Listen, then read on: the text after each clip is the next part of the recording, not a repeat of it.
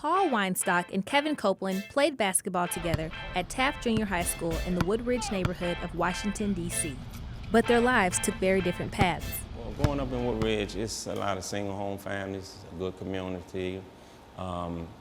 Most of husband and wives, a lot of kids, and a very respectful neighborhood, middle class.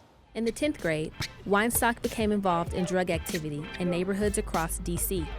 I started off gambling first, and I used to play crap on the playgrounds, and then that's when I ended up in seeing that through peer pressure, drugs was the next thing that I got involved with. At the age of 25, Winestock was arrested by federal agents after a 2-year undercover investigation into a large-scale drug distribution network in the D.C. area. I ended up and did 23 years in prison. I was charged with a super kingpin statute and 3 conspiracies.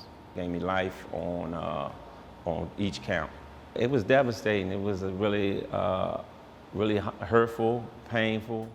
While Winestock was serving 2 life sentences, his former teammate joined D.C.'s Metropolitan Police Department, where he served for 28 years.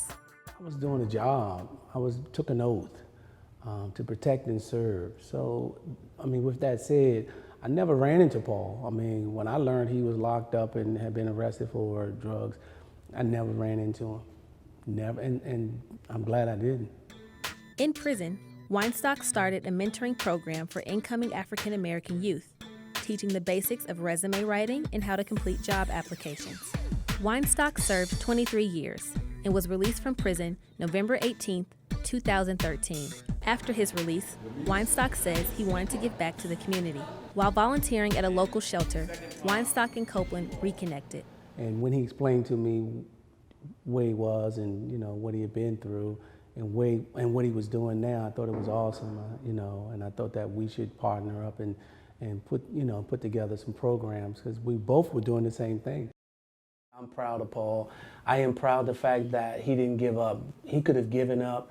He could have made excuses about his life, but he didn't. He didn't give up hope. He came out, he made a decision. Together, Copeland and Winestock serve as mentors to youth in the community.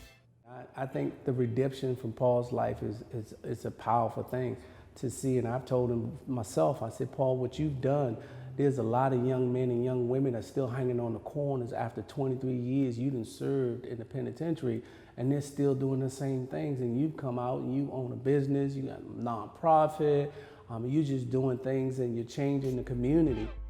Through volunteering and mentoring, these teammates rekindled their bond 30 years later and have joined forces to help area youth find their way. What a story that they were both playing together on a junior high basketball team. As you know, one goes and spends 23 years in prison, another goes and spends 25 years in the police department, and now they are united together, telling their story from different perspectives, but with the same goal, which is changing the lives of young people.